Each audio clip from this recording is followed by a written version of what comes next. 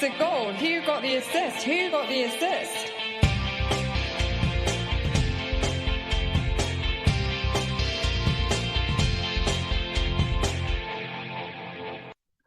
Hello everyone, welcome back to Who Got the Assist, Series 7, and we're in the aftermath of the opening weekend of the 2023-24 season. Looking ahead to Game Week 2 and also picking over the wreckage of Game Week 1. And what a game week it was, especially to begin with. We're still kind of a little bit in the game week as well, I should probably add, as Sam mentioned in a minute. But hey, there we go, it's just pod scheduling, all that sort of thing. I'm Tom. I'm here with a tentative beer following a heavy Saturday at a wedding. I was kind of watching the games through flash score or sofa score. Nick occasionally came over and said, "Oh, blah blah scored," and I was like, "What? Oh, that's great!" Or, "Oh no, that's really bad." But I don't really remember very much, if I'm honest. After kind of 3:00, it all kind of went downhill. Saw the 3:00 lineups at 2. That was it. So yeah, it's been an interesting opening week for me. But hey, it is what it is as you get older.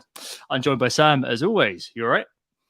Yeah, good. Thanks, Tom. Yeah, I was away this weekend as well. I was up in Shrewsbury. I wasn't quite as drunk as you, I don't think. So I was keeping a little bit more of a close eye on things. And yeah, the returns kept rolling in for a lot of us this week. So it was a good start to the FPL season. I really enjoyed this game week so far. And as Tom mentioned, we are still in the midst of it. Man United Wolves is going on as we speak. It's half time as we start the pod. So if one of us starts cheering halfway through, you know that either Rashford or Bruno has probably bagged a return. Although at halftime, it's not looking too likely as it stands. We are Who Got the Assist. You can find Tom and the main account over on Twitter, or X as it's now called, at WGTA_FPL. You can find that main account on Instagram or Threads at WGTA.FPL. And you can find me at FPL Pricey on all of the aforementioned and on YouTube as well, if you wanted to. We also still do have the mini league open, I believe, for at least another couple of weeks. So if you want to get involved in that, there's already a lot of us in there. So do get involved in what is looking like a very competitive mini league this season. The mini league code is MINLUD. So do get involved in that. We'll close it off in a few weeks, but we'll leave it open for now, just in case any of you want to get involved after the Game Week 1 deadline has gone. On today's pod, it's a fairly simple one. Obviously, we've not got that much to talk about other than Game Week 1 itself.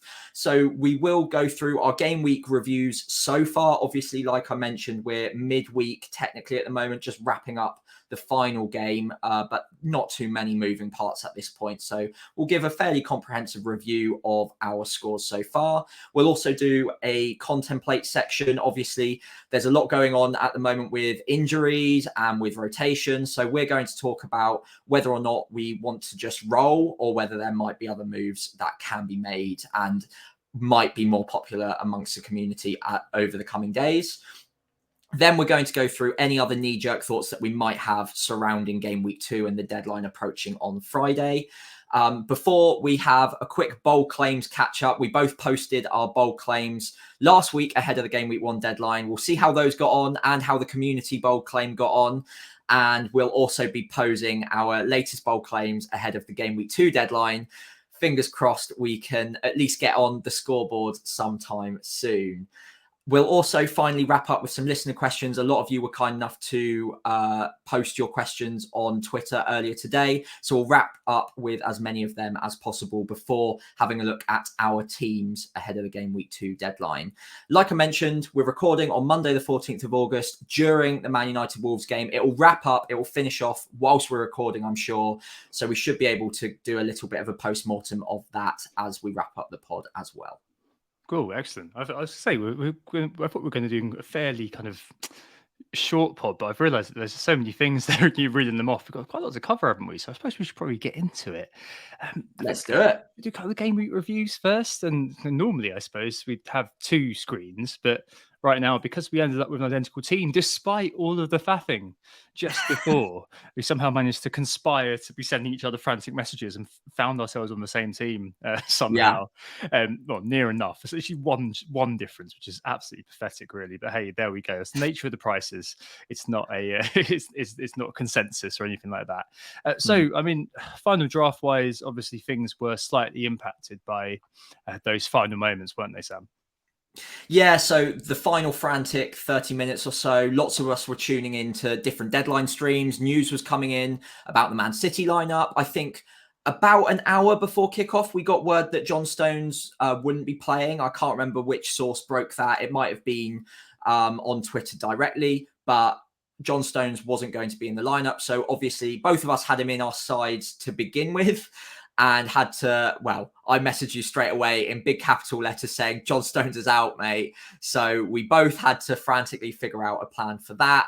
And then about 2 or 3 minutes before the deadline, obviously, as we're all now aware, the news about Gabriel not starting the next day broke, which gave us a very, very limited amount of time to react. We both ended up simultaneously coming to the same decision, which seemed to be Gabriel to Saliba last minute. And my sincere condolences to anyone who wasn't able to react in that time. A lot of people were at Fest as well. And I think there might have been some issues reacting to the news when you're busy drinking and you're busy out with friends as well. So no expectation that anyone would see that in time. But if you get the news and you see it, like Tom and I did, we reacted. And obviously, the first thing we thought to do was bring in Saliba as a direct replacement. Our game week scores are obviously identical at the moment on 73 halfway through the Man United game. We do have one difference, as Tom mentioned. Again, during our little back and forth in the final half an hour, we were debating whether or not we wanted that extra 0.5 million spare. I have a really good positive gut feeling about a doggy, which I'm pretty sure is the right pronunciation based on the match yesterday. And so I was happy not to save that 0.5 million and have him in place ready for the coming game weeks. You went a slightly different angle, didn't you? Yeah, so I sold Stones and went straight down to the 4.0 just because I don't know, I felt like I was talking to Praz about this on Twitter earlier on, but I felt like in such like a pressurized decision-making environment, it just felt like erring on the side of caution, like because I was fairly sure that Kabore was going to play, and I was fairly sure that Baldock was going to play, and I was fairly sure that my 11 was going to play. So I thought, you know what, I can save 0.5 and have some flexibility later on. I think one of the key sort of thing that we both sort of did. So last pods we were talking a lot about João Pedro, and Yes. both of us with the Stones news took the defender down to 4.0 because there was a, if you remember last week, there was a bench problem where you had Chilwell on the bench and Stones playing, and so that all being removed meant that you had a bit of money left over. And we both kind of, when we were texting frantically, we're both like, oh, you know, the 6.5 slot can be opened up again from in midfield. And we both always said, you know, we've both spoken about it a little bit throughout preseason that, you know, having those midfielders within that sort of price point, we've got a question on that later from Dave CZ FPL, I believe, that having a player within that price point is probably going to be quite good for just flexibility and just getting players in as the fixtures move, etc., and so on and so on. So I got Matoma in kind of at that point, but it was so sort of, it's one of those where I was so convinced. I had that team so ingrained in my mind that Nick came over to me at the wedding and said, "Oh, João Pedro scored penalty, innit?" And I was just like, "Yes!" And I realised that 2 seconds later, I didn't have João Pedro anymore. I removed him for Mitoma, and it's such like, you know, it felt a bit odd that kind of the last minute decision making meant that everything that you kind of been planning for quite a while, some elements of that just got thrown in the bin at the very last second. I got so lucky on Friday, Sam. Like I said to you, I was just stepping off a train and had signal when it all sort of kicked off about them. So I saw the Stones news. I was on the train, which is okay. So there's a little bit of time. But I just stepped off the train to London when the Gabrielle thing came through from Andy Let's Talk FPL, and I happened to have signal. But if I had left 15 minutes later, I'd been stuck in the tunnel between Kidbrooke and Blackheath and been totally unable to make any changes, you know. So I just happened to be in the right place at the right time to do Gabriel to Saliba with seconds to spare. I mean, I saw Josh and Always Cheating and Joe from Fans Football Scout were two kind of prominent community members, perhaps, who were caught up by the Gabriel news. And it's, you know, it's one of those where, yeah, we talk about leaks a lot, and it's not particularly interesting because unfortunately, and I think it got slightly muted by the excitement of the game relaunching before this year. There was huge disappointment that FPL didn't change anything at all when it relaunched. but I just don't think it didn't really get enough coverage. And I think at the end of last year, there's this real sort of groundswell of they've got to make changes, they've got to make changes. And that all seems to be forgotten pretty much, including by us. Let's be fair. We were really interested in what was going on this year too. But it does seem pretty mad that there's so much power concentrated in a few hands, getting information and then sharing the privileged information. We know that's kind of where it is right now. But I don't know, it kind of detracts from the whole experience. It feels like quite a grubby edge to have. I don't like it very much. Like, for example, I'm already earmarking if the first game of every weekend coming up is going to be a Friday, or the Saturday is going to feature a game between teams who are FPL relevant. So not this week, but next week. The Friday game is Chelsea versus Luton, for example. I guess most of us would be marginally interested in another Chelsea player if we don't already have 2 or 3. But am I going to make a transfer next week without seeing a leak? Absolutely not. It shouldn't really be that way, that my decisions are hanging on some privileged information that we otherwise shouldn't have. But that seems to be the way of things now. The only difference I would say is that the Gabriel to Saliba stuff wasn't a direct leak about the game that was just coming up. It was like proper sort of insider info. Josh from Always Cheating likened it to insider trading. And it's very... it's a very strange one to pass. And as you said, I've complete sympathy if you just missed that because you had life in front of you, detracting from your attention. But yeah, it's just such a gnarly, grubby sort of point, isn't it? In some ways, obviously it would have been great if Saliba had got his clean sheet to go with his brilliant assist. But equally, I think we both sort of, I feel like that would have been like the grubbiest of grubby 12 points. Not that I wouldn't have, taken it, but you know what I mean. Yeah, you're hardly giving it back, are you? But yeah, I was saying to you at the time, it felt a bit dirty having been able to make that transfer at the time. And obviously you're going to take that information and use it if you get given it. And that's also why I've got absolutely nothing against the content creator. Obviously, in this case, it was Andy getting the information and then passing it on. I think if you get that information, you are almost not morally obliged to, but I think he did the right thing in passing it on, and he had about 2 minutes to do it. So I don't think he did anything wrong there. It's more from the back, it's the people giving him and giving content creators the information at very specific allocated times when they know they're streaming and they know that they can cause a bit of a stir and a bit of drama. It's on them rather than the content creators receiving the information, I think. So I don't really know if there's any easy way of solving this, and it's something that's probably going to be cropping up again and again this season because content creators are getting very big now. We've got numbers in the hundreds of thousands on YouTube, and on Twitter, we know how big the community is. So there is going to be an interest from these leakers to provide the information to the large accounts. And I think we'll just keep seeing it. So from now on, if I'm seeing an early kickoff or I know that there's going to be a transfer I want to make, then I'll probably pencil it in more than anything else and just have an asterisk next to it all week, ready and waiting if the news that we receive isn't negative, and then have a plan B just in case something else were to come out, and always try and be as flexible as possible. But like you say, I do have massive sympathy because life gets in the way. Like I was a bit like you. I was quite fortunate that it was a Friday deadline. If it was a Saturday deadline, there's no chance I would have been able to react at the deadline because I was driving. So if that happens another week, I miss the news, I miss out on the transfer, and I'm probably one of the annoyed people right now. And you have every right to be annoyed. But obviously, there are certain people who are able to receive that news in any given game week, and you get the advantage that week. I think over the season, that probably balances out a little bit. But again, heartfelt sympathy to people in different time zones as well, because they might be asleep during most deadlines. So it's another issue that will constantly crop up. I don't know if there's any real proper solution to it as it stands other than FPL moving back the deadline, as we've discussed on this pod before. But for the time being, I think we're just going to have to live with it. Yeah, I think it's got to be at the first kickoff, and there's no other way around it. I think if they did put it back to the night before, you'd still get people. You'd still probably get some semblance of a leak, because if you think about it, teams on the final day of training, it's not like on the day they find out who's playing. Like, almost definitely they'll have set up to play a certain way. I think that's where the Gabriel leak came from. that they knew that Gabriel was not playing in kind of the starting 11 in training the day before. So we'd still get that element of leaking. But if you just have the deadline, first kickoff, removes all this silliness, okay, we're locked out for the rest of it, but at least we can make decisions with everything in mind. And plus, people who are in other time zones get to sleep a bit longer. So, it's a win-win for everybody involved. But hey, there we go. FPL decides to do this. We've all signed up to play this game. What more can you do except kind of be a bit annoyed about it every now and again? Obviously, not annoyed at Andy or anything like that. No. He's very good to share it. Shouldn't have apologized. He should have owned it. But fair enough. Right. Shall we? I guess related to this is we've got to kind of contemplate this week. Yes. Not too much going on, I would say, for most people.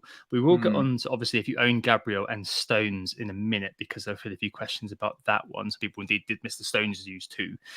But I suppose most people are going to be just rolling their free transfers, Sam. And for me, I always plan to, because I always wanted to have that sort of more information before I was going to make a decision about what transfers I was going to make. But is there some opprobrium, do you reckon, about people making transfers this week if it's not removing Stones or Gabriel? Like, do you think people will be like, oh, that guy's just knee-jerking, or that person's just knee-jerking if you did make a move this week? Say you, for example, if I didn't like Matoma, or I thought, oh, Matoma's at rubbish. Look, Madison's got 2 assists. I just bought Madison because I thought he was at the heart of everything. Do you think people would be like, oh, Tom's just knee-jerked there? Yeah, so I think with this, the popular move, like you said, is going to be rolling for a lot of people because we've picked our sides for the first few game weeks. When rarely do people pick for just one game week at a time now, especially at the start of the season. So most of our sides are looking really good for game week 2. But the important thing here that FPL Harry mentioned earlier as well is game week 3 for most of our sides actually looks really, really strong as well. So I think, like he said, less so this season than in seasons past.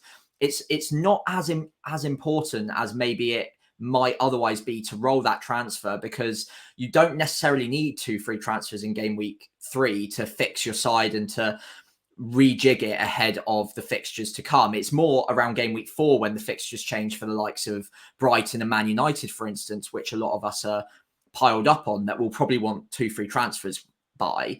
For the time being, I think using a transfer this week isn't necessarily knee-jerking. A few people might quite almost as a cliche say that it must be knee-jerking just because the player that you're picking has scored points in game week 1. But I think there's a lot of players out there that are good picks. We've seen them in new systems now. James Maddison, Chilwell as well, being 2 great examples of players that maybe were just on the cusp of being not quite template, but very popular picks in game week 1. But we just wanted to see that little bit of confirmation that they were going to be playing in the roles that we wanted to see them in. The teams are going to be set up in a style that we can get on board with as FPL managers. It lends themselves to FPL returns in the coming game weeks. And I think with both Chilwell and Maddison in mind, as the 2 that I'm earmarking, they are 2 players that I've seen already in game week 1 enough to know that over the next few game weeks, they are going to be very handy to have in our sides. Chilwell, I think, will be the more popular of the 2 because I think it is a bit knee-jerky to be transferring out an 8 million to 9 million midfielder to get across to Maddison this week, because a lot of those price point players are still doing really well. You'd expect them to do really well with the fixtures they've got coming up. I'm looking at the Arsenal and the Man United boys in particular. Whereas with Chilwell, we've got 2 ready-made transfers out, potentially, in Gabriel and Stones around his sort of price point. So I don't think anyone could really classify that as knee-jerking. No. I suppose if you do take the logic that in game week 3, your side looks pretty good anyway, and you're pretty convinced. Yeah, I'm playing devil's advocate because I think we're both going to be rolling anyway. But in that kind of example with Matoma, I've got 0.5 million in the bank. Maybe I'll be looking at it and thinking, oh, Madison's going to rise soon. He's one I really want. Yeah, I know they've got United next, but I've seen enough, as it were, to move the player in. I think he got 2 assists from 1 XGI this week. Yeah, around that. It was like 0.94. Yeah, not the data really matters at this point. But I mean, is that going to be enough right now, or should you kind of just stick to your guns? I do think that for me, I'd ultimately come down to sticking to my guns and not trying to move too hard with the market. I'm just looking at what we've seen thus far. We've seen Isaac, the first player to rise this year, so that will be a quiz question in future.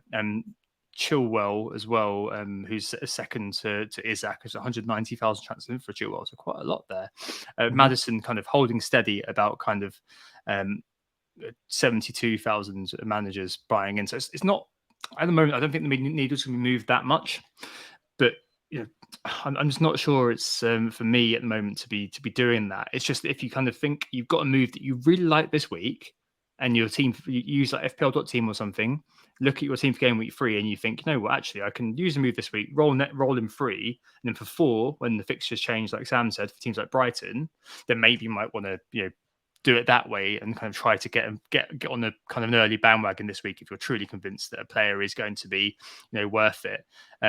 I think I'm sure I saw this earlier on. I think it was Estepinian who is the current XGI leader in the Premier League after 1 week.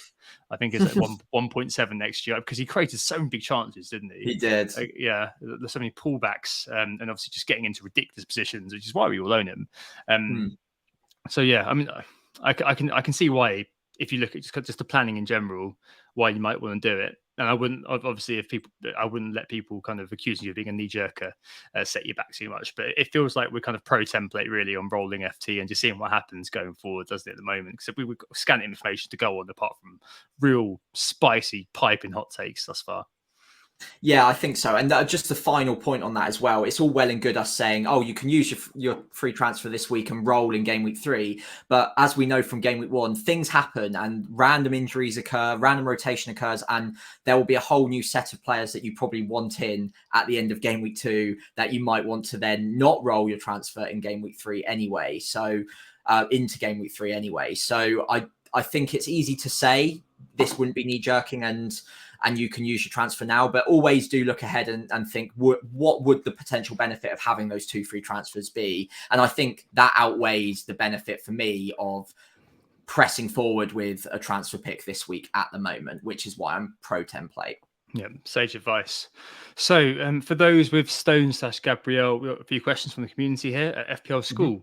So it's interesting to hear thoughts on the benefits of keeping Gabriel and not moving to Saliba. If you may miss some games for tactical reasons, then Saliba seems clearly far more nailed. FPL Llama says Gabriel owners without anything in the bank. What do we do? Doesn't matter if we see a price drop coming. Maybe he doesn't own Chilwell. Perhaps someone was thinking, not sure what to do there.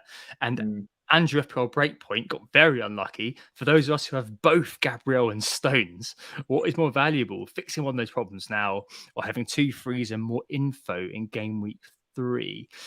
Should we take Gabriel first and then move on to Stones and then maybe kind of finally address people who have got the 2 potentially? Yeah. I do think there's a decent chance Gabriel plays Crystal Palace. I think there was definitely, Arteta said afterwards, it's very much about mixing things up. I'm paraphrasing to basically hurt the other team as much as possible, especially because now we've got the strength and depth to do that. It certainly makes sense. So it's obviously a bit of a shock that Gabriel didn't play. It was 74 games, I think it was, in a row that he played for Arsenal. And it seemed very much as though there's an element of Forest's away, how they set up away, which had an impact on that. So I saw Mark Southern saying that they kind of actively seed the ball when they're away from home, and everything is basically focused on getting that counter attack while deploying a low block.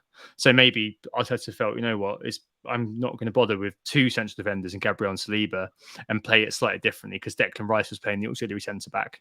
So you basically had another player who could then join the attack, as Rice did. I think Rice hit the post at some point, didn't he? Yeah, he did. Yeah. So I think that maybe that was just a particular setup for Forest. Yeah, but you could equally argue, of course, that Palace didn't set up that way. So I may be completely wrong. I've just got a suspicion that maybe that was kind of Forest playing away at the Emirates that kind of meant that Arteta was kind of doing a bit of 4D chess, Pep Guardiola style, and kind of set up in a particular way, just to try to add an extra man to the attack. So I think that's kind of where I'd go. Obviously, I'd be looking at the 0.1 drop, and it's hard for me to put, as of everything like this, it's very difficult to put yourself in the shoes of the person who owns Gabriel. But having been in that situation in the past with a player who kind of has been dropping relatively early, I probably would give it 1 more week and have a bit more information. Just take 0.1 drop. I mean, FPL School said about moving to Saliba, for example, if Gabriel does play the next game and then kind of it was just kind of a one game thing, which there is a possibility that that's the case. I'm not saying it's massive. I'm not saying it's like hugely likely, but probably got a decent chance of that being the truth. And Gabriel then goes on to play 30 games, or at least the first. We're looking at him up to game week 7. He plays every game after this. Then are you going to? It doesn't really matter that much versus losing out on the transfer and losing out on the possibility of more information. I don't think it's worth selling at the moment. I don't. But if you do have 0.5 million in the bank, then grab Chilwell would probably be what I'd say. Otherwise, at the moment, we don't have enough information to say very much more. I'm not sure I want to try side shuffle over to Saliba because I think that there's a good chance that Gabriel actually plays against Palace. Obviously, I'm not an ICK, so I might be completely wrong, but that's kind of where I am with that one. What would you do, Sam? Would you be looking to just correct the mistake in inverted commas, or would you be reluctant to do that and sit back and watch? No, I'd confidently hold on to Gabriel this week. Unless you've got the 0.5 in the bank to Chilwell, in which case I would be tempted. I actually think I might hold off on that as well. The reason being, I do expect Gabriel to start against Palace, and Palace are awful defending set pieces. So I was saying to you earlier, I actually really am quite fearful of not owning Gabriel this week, thinking he probably will start. He's great aerially. He's great in the box from corners and set pieces generally. I think there's a set piece goal written all over this fixture, and I'm really worried that Gabriel is going to be the one on the end of it. I think he will start, and I think he will still start the majority of games for Arsenal. It's just interesting now to know that this system is in Arteta's armory if he ever wants to use it against a team that is going to spring on the counter, maybe not play a classic centre forward, and just soak up the pressure and spring on them. So that is something to monitor on a game by game basis. But I think for the time being, against Palace in particular, I would be pretty surprised if they didn't revert back to the norm and play the 2 centre backs. Gabriel is normally a lock in that side. I don't think one game is enough to panic me too much there. But long term or medium term, I would eye up the fixtures and think, when's the next opportunity that Arteta might try something a bit like this? And just pencil that in as I need to probably get rid of Gabriel by then. I wouldn't be worried about a price drop at this point. There are going to be a lot of 4.5 million defenders in a few game weeks' time that we can hop across to from Gabriel. So if he even goes down by 0.1, I think he's a decent hold for the time being. The only thing to watch out for is that he's a current transfer window victim. They just come out tonight from on Twitter that he's being targeted by the Saudi Pro League at the moment. Oh, right. So okay. your decision may be made for you in not very long. But hey, wow. There we go. We'll see. Obviously, if you've got Jurriën Timber, then sell because his AC. I think he's done his ACL according to news in the Netherlands. And if you've got Stones, I think the thing to probably do is just get Chilwell and be done with it. And I think that Chilwell going forward is the guy you will know anyway. So cool. Where are we up to next? Further knee-jerk thinking? Anything else that we want to be kind of talking about here? So we did get a few questions on kind of just general knee-jerkiness as those knees shake from left to right. Don't panic, FPL says, how important do you think reacting to price changes at this early stage? Well, I think we've sort of addressed that already. Ketan Chopra is deleting the app, the only and best way to stop the knee-jerk temptation in game week 2. And Joshua Biggs, I'm going to roll these two together, asks, who is the most knee-jerk transfer in this week? Isaac, Maddison, Reece James? The funniest one he says would be Leno. I mean, I can see why, for example, Ketan is saying, maybe there's an opportunity to knee jerk. I mean, he later said that he started with Richarlison, for example, and there's reports that Spurs are looking at another striker, so maybe that could be one. He said he's got money to get Maddison straight away. I'm just not particularly sure from that point, and bringing in Josh's question, that the likes of Isaac, Maddison, yes, I've got my eye on him, but I'm not kind of so convinced of the player I'd be selling that I want to make that move yet. And Reece James as well. I don't think it's worth knee jerking at the moment if you're in that situation. And you could absolutely just be at the start of a bandwagon and be the guy who's there first, the guy person. Well, you know what I mean. I mean, what do you think about all of this sort of thing? Is it very much a case of just relax? But I mean, can you see the point of view of somebody who's kind of thinking, well, everybody else is just kind of holding back. I'm going to take a chance. Yeah, there's something to be said for attacking, and a lot of very successful FPL managers get on the crest of a wave very, very quickly, attack the fixtures early on, maybe even wildcard early. Not that I'm suggesting you do that, but a lot of the most successful ones in any given season happen to get on the right players at the right time, and then they ride that wave.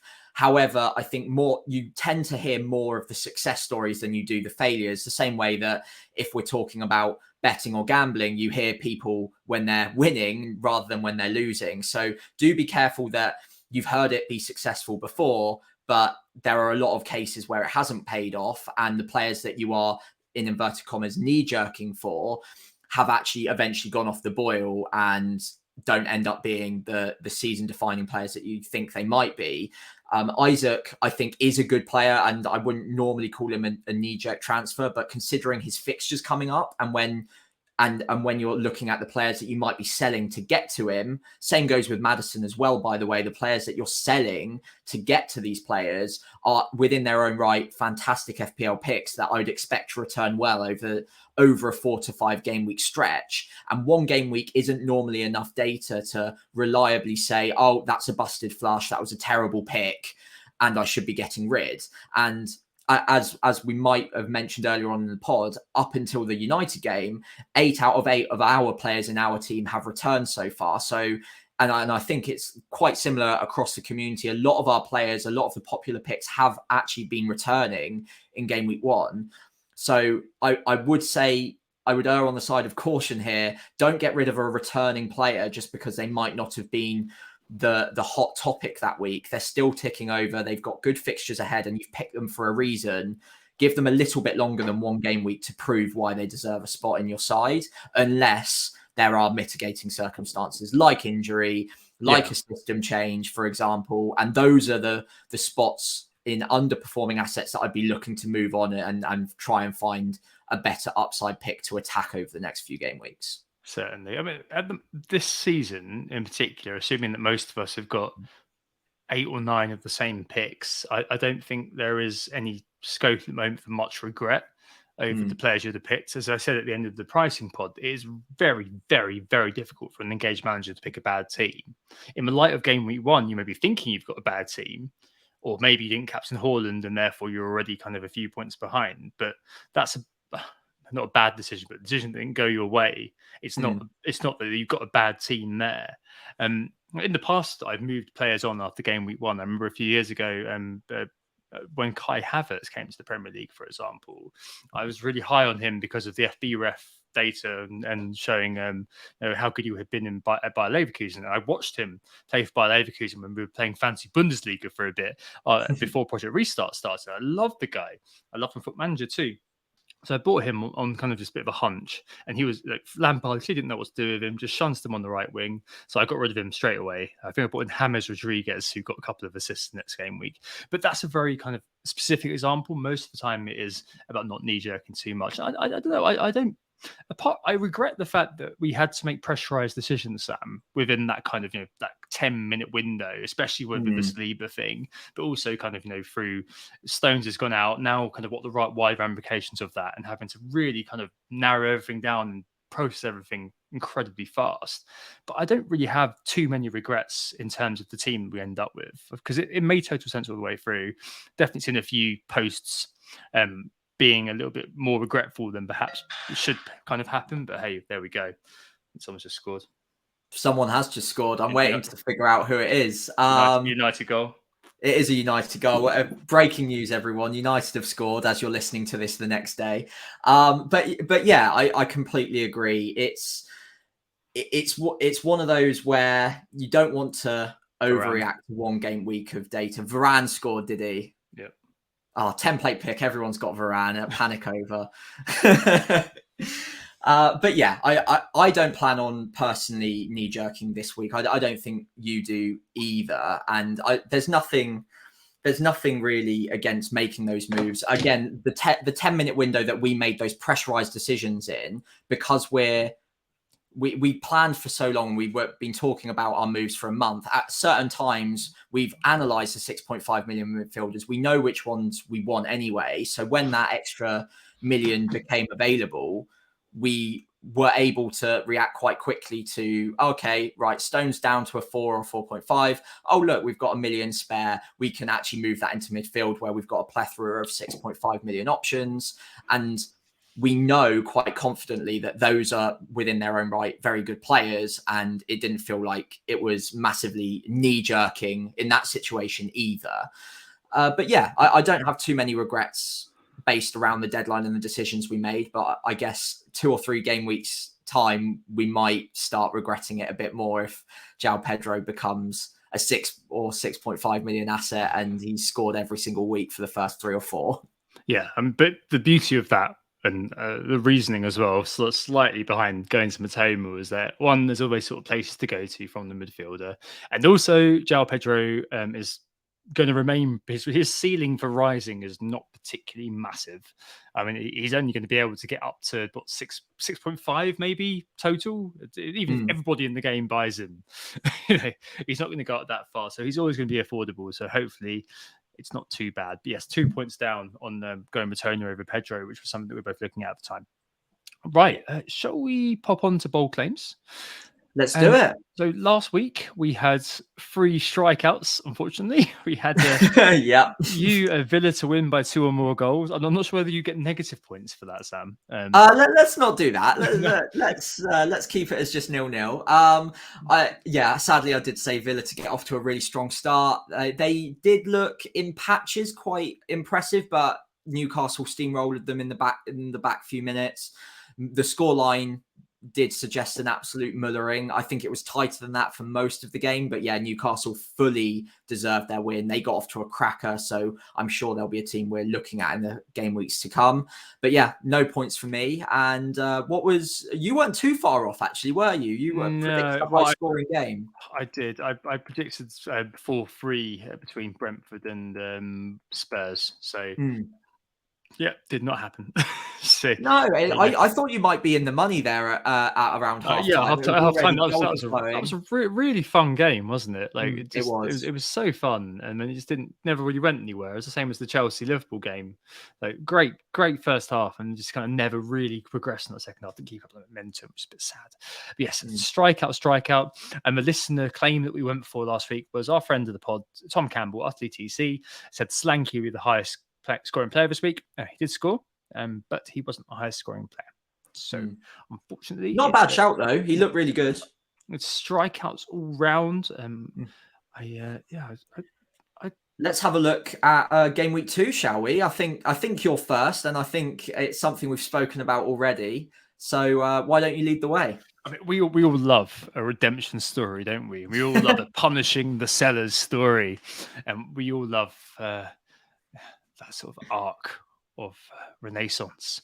So my bold claim this week is that Gabriel, with his 5.0 XG that everyone was pointing on about before the season began, comes back into the team for Arsenal and scores versus Palace to punish the sellers. And we are going to be podcasting within that game, Sam. So, I'm looking forward to the sofa score, boom, and it being Gabriel, he's done it. And I shall be very happy, especially a Sleeble assist him, so that'd be cool. Gabriel to score and punish the sellers is my prediction, which is kind of self-Schadenfreude. I'm not sure that's even a thing, but hey, at this point I don't really care. But there you go. Yeah. What about you? As I mentioned earlier, I am genuinely scared that happens. I actually have a bit of a hunch. I might put a $5 on it just to make sure that if it does happen, I can celebrate a little bit. But anyway, my bold claim for this week is Rashford to, well, it doesn't look too promising based on the game so far we're seeing today, but I've put Rashford to a bag of brace against Spurs. The reason being, Spurs are playing quite high out from the back. They are probably going to be susceptible to exploitation from a high line, and Rashford getting in behind seems on the cards. So again, might be a bit of an outside shout, but that is the point of this section, and I can see Rashford having some joy against that back line. So Rashford to bag a brace against Spurs is my bold claim for the week. I like that a lot. The only problem is if is if he's playing striker. Like, Yeah. as we saw in the first half, we haven't watched the second half because we've been here, but we saw in the first half, he absolutely stinks striker. We both said it in pre-season that we have serious concerns about that happening, and obviously backed up because the EO was at least expected EO was so high that it was just kind of like, well, but yeah, as a striker, he's very much too for him. Maybe we'll score now, especially if they bring Martial on or something, just a body in the sense of full role. But yeah, we shall see what happens with that next week. But I like that. It'll be interesting to see how they go, especially if they set up to counter Tottenham. It could be a really fun game. Could be, one of those proper kind of 4-4s. But we'll talk about that later on because we've also got a bit of a question about which goalkeeper to play in our situation. It'll be interesting to see. I think you put a poll up, didn't you, earlier on? I did, yeah. So I've got the results for that I've hidden from you just so we can do a surprise live on the pod. But I've collected some results from the community. Cool. Let's do that in transfers and captains anyway. We'll see where you're going. In terms of the bold claims from the community this week, Charlie, friend of the pod, at FPL Charlie, long-term listener, he also said Gabriel double digits. So good man. Quite a few who were basically and had a sneaky suspicion that the Geordies were going to do City over. So John O. Forward said Newcastle shithouse, a 1-0 win over City. Robbie said Haaland to blank over the Geordies versus the Geordies. Sorry. Bluefooted Booby Kieran, Newcastle keep a clean sheet versus City. Mark Dorney, Newcastle beat Man City and punish us for sleeping on their assets. So quite a few people believing that Newcastle are going to be surprising everybody at least. On the other side of it, you've got the Salah guys. So Dave sees at FPL. Salah gets the highest single game week score of any player in FPL history. So I guess like maybe a blowback from last year at Bournemouth at home where he blanked while everyone else scored loads of points in the 9-0 victory. Nick Maynard, a long-time listener, Salah blanks at Bournemouth, another rout. So history repeating itself to some extent. And I guess on the other side of it, FPL Gas Dan, Salah is blanking its Bournemouth again. He does say, I'm hoping this more in hope than expectation. So yeah, there we go. And there's a few others kind of hanging around just to round it off. Joshua Biggs says Richard scored a hat-trick. Nathan Jacobson says your man Diaby Sam is the top scorer in game week 2 of these 2 attacking returns versus Everton. I like it. Yep. I like it. David, 23 FPL. Watkins that scores Salah. Turner gets sent off, says FPL Oakwell, after everyone on Twitter starts him over the other keeper. And finally, at Mr. 2 goals and assists for Bowen versus Chelsea in game week 2. I think the bold claim, I suppose, we should probably go with is one of the City ones, isn't it? That they're going to fall flat on their face. I do like the ones that are obviously jinxing Salah. I do like the RB one. I do like Joshua Biggs' one on Richarlison scoring a hat trick. And obviously I'd love, because I'm probably not going to start him, Turner getting sent off. But I mean, do you think it's Newcastle doing a number on City that's likely to be where we go with this week's for community? Yeah, there were 2 that stood out for me. The Salah breaking the single game week score record, which I think All About FPL told me on Twitter earlier today is 29 points. So for him to get 30 points in one game week would be quite incredible. So that would be the definition of a bold claim. However, I think just because of the amount of people that were talking about Newcastle's prospects, I think it would be quite good to do a Newcastle sort of joint community one of Newcastle to do over City as the bold claim for this week. I don't know how that sounds to you. Okay. All right. Yeah, we can do that. Because I guess it gives kind of 2 chances because we had those people who did answer. So fair play. I think we should probably pay testament to that. So yeah, we'll get that plugged in for next week. Absolutely. Good luck, everyone. Yeah, good luck indeed. Hopefully someone can get a point there. I think it's okay at the moment, but I think if we get to game week 6 or 7, we're going to start doing things like Man City to keep clean sheet next week. Yeah, that's bold. Anyway, yeah, they'll become beige claims very quickly if neither of us are on the scoreboard after 4 or 5 weeks. We used to be the Guardians against her, Sam. Guardians against the beige. Yeah. Anyway. So, moving on to the questions from the community just to end off this week. Well, it's going to be a bit of a shorter pod, which is absolutely fine. Lots of little bits and pieces to work through. First thing, premature preseason proclamations. So Dave Glass says Jackson scored 2 goals and 3 assists and was lauded in preseason as a key buy. Jota similarly too, but this weekend little of note from both of them. I know you're dubious about preseason, Tom and Sam, but should this be discussed on the show? So I mean, we both kind of gave our thoughts on preseason, didn't we, Sam? But there's definitely something to think about in terms of this. Maybe next year, and maybe I suppose it kind of reflects what we were saying about positioning is what's more important rather than who actually scored the goals.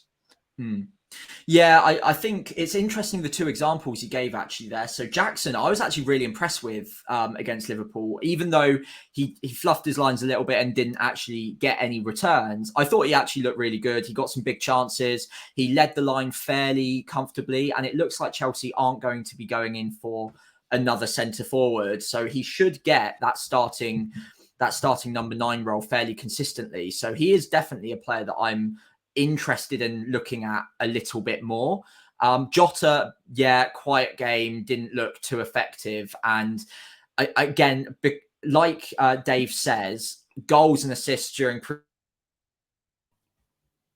pre-season are always something that we take with a pinch of salt, because they basically mean nothing, because you don't know what opposition strength they're playing against. You don't know whether or not it's a system that they're going to be using in the season proper. And you don't know how seriously the opposition are even taking the match. They might be using it as basically a training exercise or a fitness exercise. So goals and assists in preseason don't necessarily mean too much to me. There are certain preseason friendlies that you might read a little bit more into, but generally Liverpool didn't play. I think there are a few games where they got 4 or 5 goals, or I think they scored at least 3 goals in every single one of their games. So there's only so much that I can really take from that when the opposition strength is fairly low.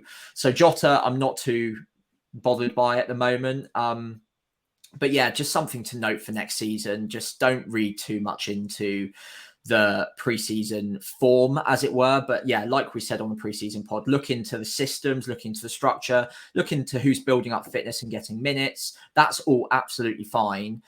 But yeah, goals and assists aren't high on my radar. Yeah, that certainly makes sense. Well, I mean, we'll say it every year. Basically, this is the 7th year of doing this now. I'm pretty sure the first kind of few weeks, I was the first few years maybe I was a lot more sort of interested in tracking pre-season, but now I just fully aware of the fact that it's mostly just BS. Let's be fair.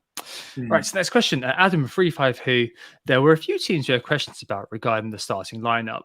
Liverpool, City, and Arsenal should probably be the most prominent.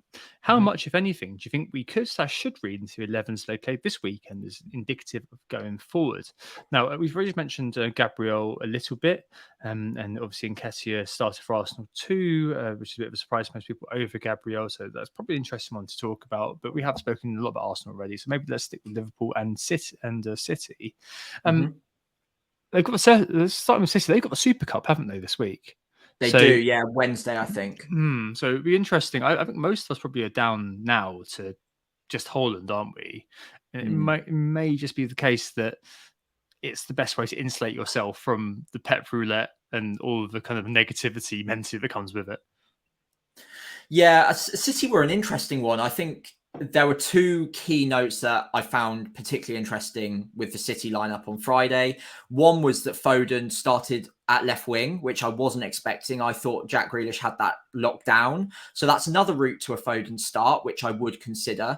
Although, again, with Foden, you never really know whether he's going to start or not, or which position. And then is he effective in that particular position when it comes down to FPL points? You have to take it on a game-by-game basis.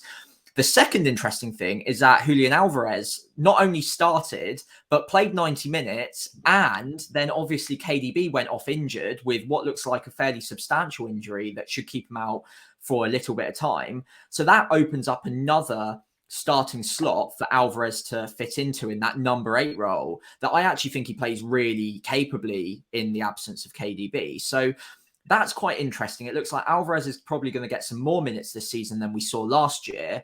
And at 6.5 could be fantastic value. So just want to keep an eye on there. But yeah, City at the moment, it's exactly what we all expect. There's going to be rotation, especially in defense. They've got so many high quality defenders now. Looks like Walker's going to stay as well, which might have a sort of impact on John Stones rather than inverting John Stones from right back into that centre mid DM role. They might do the same with Gvardiol on the left at times. So it might all get a little bit complicated because Walker's staying and Gvardiol's come in. So I don't really have too much confidence in any of the City defenders at the moment. Going forward, a little bit more confidence in Alvarez, but other than that, Haaland and that's it for me right now. Yeah, pretty much. And Liverpool-wise, obviously, Bournemouth game potentially is going to be when the likes of Darwin are unleashed, for example. I thought they've not been played last week. I'm very jealous of those of Jota. I think Jota the Slotter is probably be the one this week, that's for sure. But I mean, it's very difficult, especially because obviously they missed out on 2 transfer targets, Casado and Lavia to Chelsea. It looks like at the moment. I think that team's going to be kind of slightly patchwork until somebody pitches up to play the number 6 role to kind of pin it all together. Because at the moment you've got McAllister sort of playing max 6, but it doesn't feel quite right. And I think there's something about watching them play. It kind of felt like it was missing something. And I think having that sort of dedicated player to play in that role is also going to be really important, especially if you kind of long term for someone like Trent, for example, if they do kind of revert back to that inverting Trent thing where he becomes a quarterback, he needs a 6 next to him, and he's not going to be getting that until they get an actual 6. And it may be that Liverpool do get to the end of the transfer window and they're kind of deciding to just trust Pacetic. But yeah, we need to see with those. And I don't know. I think with Arsenal, you're probably Gabriel, that's probably a bit of a question. But with Martinelli, with Saka, you're probably okay. With City, you're probably okay with Haaland. And with Liverpool, if you own Salah and you own Trent, you're probably okay as well. If you own one of the others, then you're aware of the risks. Is how I kind of pass that. Does that sound about right? Yeah, that sounds bang on. At the end of the day, they play 3 forwards and there's 4 quality players there at least. So there's going to be rotation, or even 5 quality players there, sorry. Gakpo will drop into the midfield sometimes, but when that happens, he's a less effective FPL asset. So yeah, for me, the only one I'm really that interested in as an FPL player right now is Salah, and I'm not planning on moving across to him this game week. So I think with Liverpool, we kind of knew what the issue would be. They're lacking that pendulum in the number 6 role, and I think at times Chelsea were able to stretch that, take advantage of that, and other teams will be looking to do the same. So for the time being, until the fixtures turn more consistently positive, because outside of game week 2, I don't think they're that incredible for quite a while yet, I'm happy to just give them a watching brief. Hopefully they settle down, they get that number 6 in, and figure out a system that we can be a bit more confident on who's going to start and where week in, week out, so we can start picking them as FPL picks again. Certainly. Cool. All right. Martin H at FPL Antiques. I've seen your email. I will read it soon, Martin, I promise. He asks, which wait and see players made the biggest leap up on your watch list? He said that Jackson was his just from the first week of the eye test. I think it's Madison for me. He was one that was on the watch list. I actually can't. I've said earlier on I could get to him in one move. I can't. Obviously, he's 7.5, not 7. But I thought he was very kind of central to how Spurs played. Didn't necessarily kind of get reflected in the underlying data, but he was very central to how Spurs played. I was very impressed with his performance, and I mean, I'm not sure you can be too surprised by that. And the other one that really stood in mind for me was Mbumo at Brentford in the same game. Very unlucky not to score. Very unlucky. I don't know which way around it is. Very unlucky or lacking skill not to get a brace out of that game.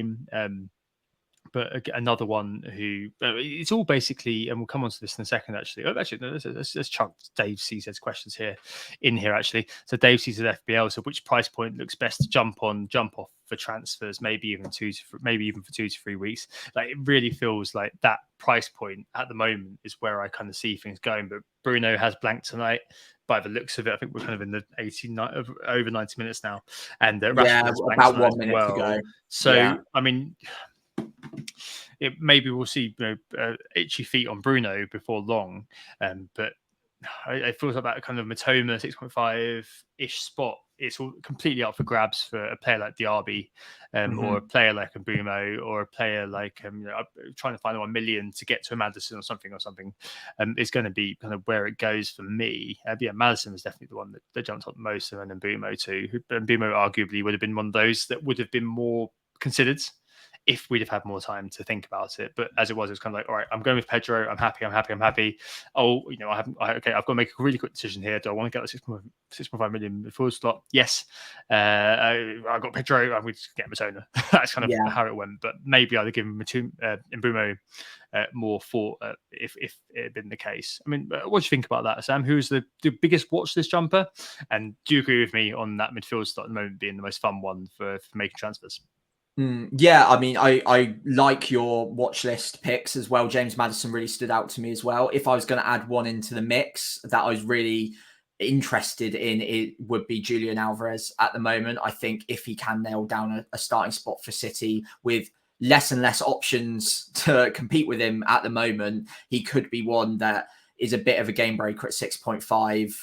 And again, I completely agree with your summation on the 6.5 million midfielders being the jump on, jump off points at the moment. I think also around the 7.5 mark comes into that as well. But then I'll also add to that the forwards down from Ollie Watkins all the way to like a 6 million. That could be an interesting jumping on, jumping off point. You've got Watkins there, you've got Jackson, Visser look good in game week 1 as well. And then you've got potentially at some point the Liverpool boys in Darwin and Gakpo at some point might become factors. So even though I don't think that's a right now, I think at some point in the coming 5 or 6 game weeks, that might be a place where we're jumping on and off at some point.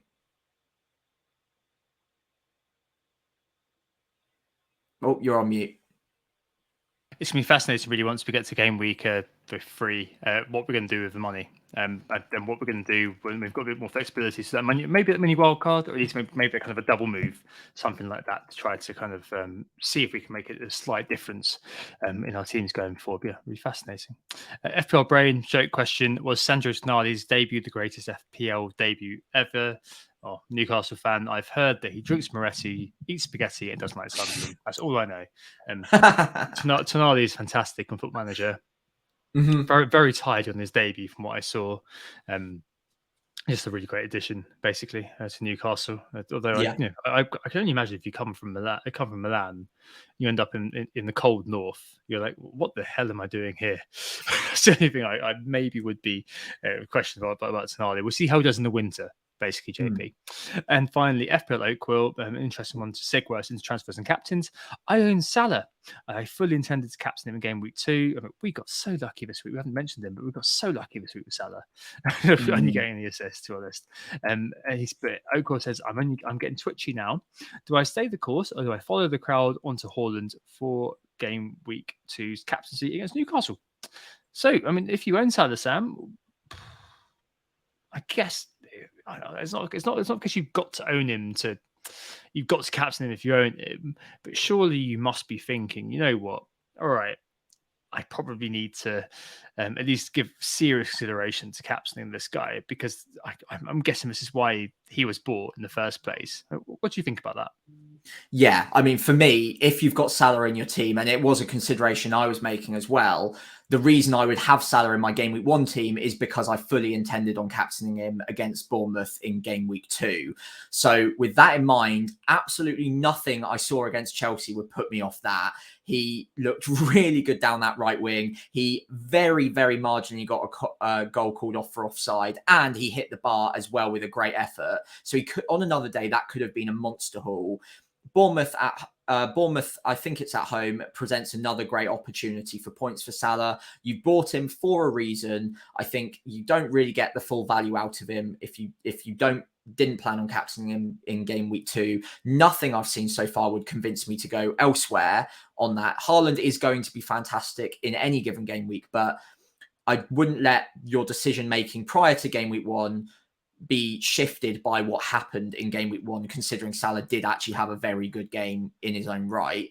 So yeah, I would stay the course, go with Salah. You made that decision for a reason. It's a decision I didn't personally go with, so I'm happy with Haaland as my captain. I won't be knee-jerking to get to Salah, but I think if your decision was I'm going with Salah from the off, I think you stay the course because he looked fantastic in game week 1. I mean, I don't know. I would maybe think to myself, if I was being conservative about this, that I'd be like, I've got Salah, he's a fantastic differential in my team, but I could cover my ass with Haaland. So if it goes really wrong, if Salah does nothing, and I've at least kind of kept pace for everybody else.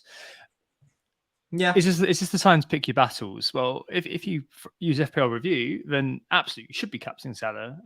It's just making that judgment between effective ownership and the possible downside versus the upside. And if you truly believe that Salah could do it, which of course he could, played pretty well against Chelsea. Was very angry to come off. Sure. I mean, it really is down to your own personal risk appetite, I think, I'm afraid. And it sounds like you're kind of more like me, FPL like, well, I know you've listened to me for a few seasons and woe betide you for that. I know you're more like me. It sounds like more than like me in terms of being a bit twitchy and kind of just using Salah as kind of a differential within your team. That's cool. I mean, that's a fine way of doing it. Like if you take the price points out of consideration, you just think, okay, well, who's probably likely to score more? Probably it's going to be Salah, but if you've kind of thrown them back in again, maybe you might think, and effective ownership in again, maybe you just think, well, maybe I just go with the flow of Haaland, move WTC with the crowd, and then go with Salah. I'd be completely backing you, basically. Let's say how you get on with just having Salah as a differential for this week. Even if you've got who gets 12 points and Haaland only gets an assist. I mean, obviously it's an opportunity missed, but given how relatively low owned Salah is proportionally, that's still a big win. Obviously, you want to maximize your wins at some point. Is this the time to risk it? I don't know. I probably would be chicking out right now. That's why I didn't even open the Pandora's box of Salah, basically. So, Sam, it looks like we've got our final outcomes for this week. We've got 85, I think. Onana got 6 saves. It's likely to come in with one bonus as well if we're lucky. So 9 points from him to well, I'm going to say they're all returns, Sam, because Bruno Fernandes and Rashford both got clean sheets. Therefore, 11 returns. Well done, everybody. Sure. 85 points to start the season is pretty decent. I mean, that takes us into the top 250k according to Live FPL to start the year. I'm happy with that. That's the same as I got last year, and then from here you've got a foundation to build. So yeah, that's a very decent start. Should we look at transfers and captains to finish off the pod for this week? Let's do it. Yeah. So I've started off. I believe it's with your team on the screen. However, who would know because it's the same team. So you can lead the way with your starting 11, and we can talk about the goalkeepers as well in this section. Yep. So a save machine, Onana, who's just managed to slap in a 6 point, a 9 pointer, potentially maybe an 8, but. Maybe hopefully 9 pointer versus Wolves, has Spurs away. So I've got him in goal, Saliba, Chilwell, and Espinian. You're going to have the same team here. Saka, Martinelli, Bruno, Rashford, and Matoma, and up front Watkins and Haaland, who's the captain. I am a man on the bench down with Kabore not having a game, Baldock potentially being injured. I saw some rumbles that he had a calf strain, something like that, but I mean, who cares? And the main decision for me this week is playing Turner over Onana. For me, because last year when I was in Hong Kong, I remember I think it was Nick and Lucy covered that pod. Did you cover that pod? I think it might well have been that one. Yeah, I definitely covered with Lucy one week. But that was the week then I benched Ramsdale for Danny Ward, and Ward got 2 points, and Ramsdale pulled a blinder against Spurs, got 12 pointer. So Onana is going to face a lot of shots against Spurs, and even if he doesn't keep a clean sheet, he's going to get a barrel load of saves. And United are simply a better defence than Nottingham Forest, i.e. Turner. So my feeling is that I probably will keep Onana in goal and just hope for a saves fest. And but equally, Sheffield United did look incredibly toothless.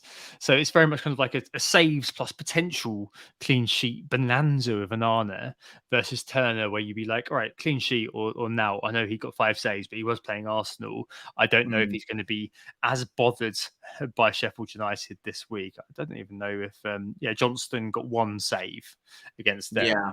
So I mean, it's difficult, but I suspect I'll be going with Onana just in case he does get that save fest based on my past experience. But I can see why people are playing Turner, and you're basically the same 10 outfield, but you're playing Turner, aren't you? Yeah, so at the moment I've got Turner in the sticks. Sheffield United at home presents a good opportunity for a clean sheet, I'd say. As I mentioned, I ran a poll on Twitter earlier just to see what the general feeling is about this decision right now. 400 votes, so a decent sample size. I would say it's not that big, but I think it's big enough to gather some data. Turner comes out with 77% of the votes to start. And this was obviously prior to the Man United Wolves game. So it'd be interesting to see if those numbers change slightly. Now we've seen Onana collect a pretty big return, get a few saves and keep a clean sheet, or whether it would stay the same. I would probably assume that it hits at around 50-50 now after what we've seen Onana do tonight.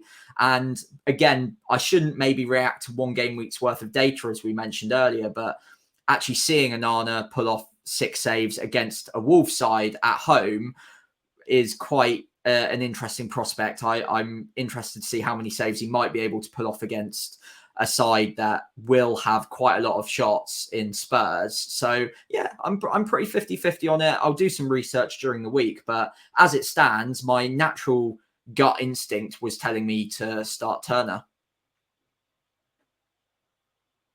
Yeah, I'm very much my bench is my bench sort of guy, which again probably begs the question: why the hell was I playing Chilwell on my bench? And I kind of am so glad. With apologies to John Stones, that he had a slight adopter problem, and there's no problem, there's no issue. I'm not having to worry about who I'm benching and who I'm not. So I'm probably going to keep Onana in, especially now, especially because he looks like a bit of a save machine. Let's hope. I've seen there's probably a bit of controversy about there not being a Wolves penalty in the last minute.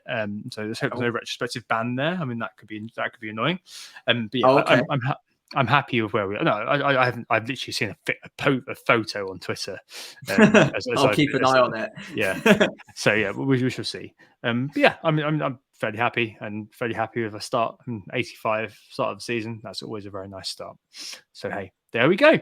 Right. Well, thanks for listening to us. I think that's us, isn't it, Sam? That's our lot. Yeah, thanks for listening, everyone. We were Who Got the Assist. As I mentioned at the top of the pod, if you want to follow us on Twitter/X, you can do so at WGTA_FPL, or you can follow me personally at FPL Pricey. Again, on Instagram or Threads, it's at WGTA.FPL. And again, I'm at FPL Pricey. And if you enjoyed the pod, if you could do one or all of the following, it'd be greatly appreciated. Follow us on the socials I mentioned before. If you could give the pod a 5-star rating on wherever you're listening, whether it's Spotify, iTunes, wherever it is, if you could give a 5-star review, that would be fantastic. Or if you're watching on YouTube, if you could leave a like or subscribe to the channel, that would be greatly appreciated as well. All of these things really help get the pod out there to as many people as possible. Perfect. Thanks, Sam. Good to be back again in the thick of the action, isn't it? After all of the empty talk of pre-season, we hope we assisted you during the first weekend of action. Back next week during the Arsenal game, barring any sort of midweek shock injury or something like that, in which case we'll try to do something, as we will every week. But either way, I hope we assisted you. Best of luck in game week 2. Speak to you soon. Oh, it's a goal. Who got the assist? Who got the assist?